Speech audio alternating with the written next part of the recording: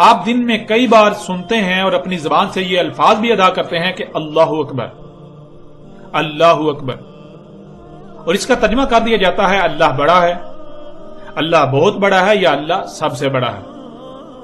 لیکن یہ ترجمہ ٹھیک نہیں ہے۔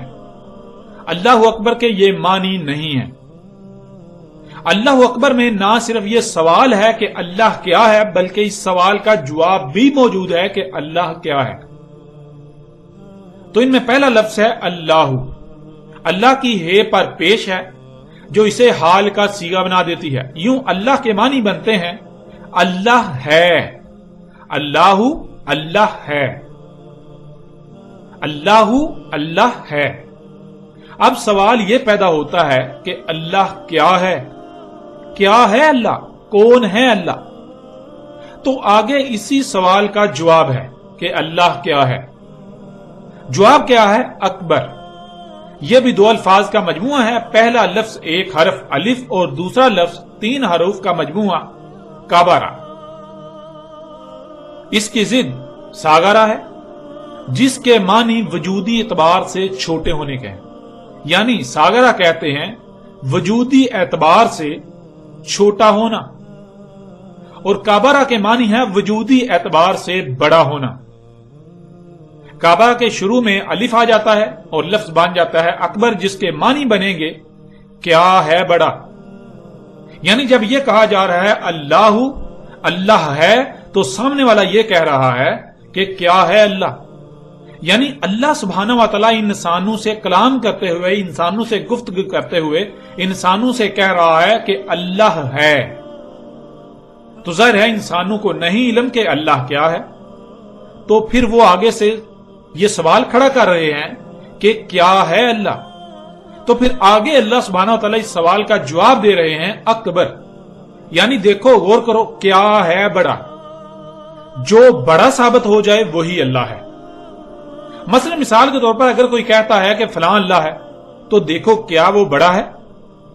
مثلا اگر ایک شخص دعویٰ کرتا ہے کہ وہ اللہ ہے، تو پھر غور کریں کہ اس سے تو درخت بڑا ہے، یعنی وہ تو بڑا ثابت نہیں ہوتا، اس سے تو درخت بڑا ہے۔ تو اس کا مطلب کیا درخت اللہ ہے؟ تو اس کا جواب ہے نہیں، درختوں سے تو پہاڑ بڑے ہیں۔ تو پھر کیا پہاڑ اللہ ہیں؟ نہیں، پہاڑوں سے تو سمندر بڑا ہے۔ تو کیا سمندر اللہ ہے؟ نہیں، سمندروں سے تو زمین بڑی ہے۔ تو کیا زمین اللہ ہے؟ نہیں، زمین سے تو سورج بڑا ہے۔ تو کیا سورج اللہ ہے؟ نہیں، سورج سے تو نظام شمسی بڑا ہے۔ تو کیا نظام شمسی اللہ ہے؟ نہیں، نظام شمسی سے بڑی تو کہکشائیں ہیں۔ تو کیا کہکشائیں اللہ ہیں؟ نہیں، کہکشاؤں سے تو کائنات بڑی ہے۔ ایک آسمان، یونیورس، ایک آسمان بڑا ہے۔ تو کیا ایک آسمان کائنات بڑی ہے؟ نہیں، کائنات ایک آسمان سے تو دوسری کائنات یعنی دوسرا آسمان بڑا ہے۔ تو کیا وہ اللہ ہے؟ نہیں، اس سے تو تیسرا آسمان بڑا ہے۔ تو کیا وہ اللہ ہے؟ نہیں، اس سے تو چوتھا آسمان بڑا ہے۔ کیا وہ اللہ ہے؟ نہیں، اس سے تو 5واں آسمان، 5ویں کائنات بڑی ہے۔ تو کیا وہ اللہ ہے؟ نہیں، اس سے تو 6واں آسمان، 6ٹھی کائنات بڑی ہے۔ تو کیا وہ اللہ ہے؟ نہیں، اس سے تو 7واں آسمان، 7ویں کائنات بڑی ہے۔ تو کیا وہ اللہ ہے؟ نہیں، اس سے بڑا تو کل کا کل بطور ایک وجود ہے۔ تو کیا وہ اللہ ہے؟ تو ظاہر ہے جو بڑا ثابت ہو جائے وہ اللہ ہے۔ اللہ انسانوں سے کلام کرتے ہوئے، گفتگو کرتے ہوئے یہ کہہ رہا ہے اللہ ہے۔ تو انسان آگے سے سوال اٹھا رہے ہیں کیا ہے اللہ، کیونکہ کسی کو علم ہی نہیں۔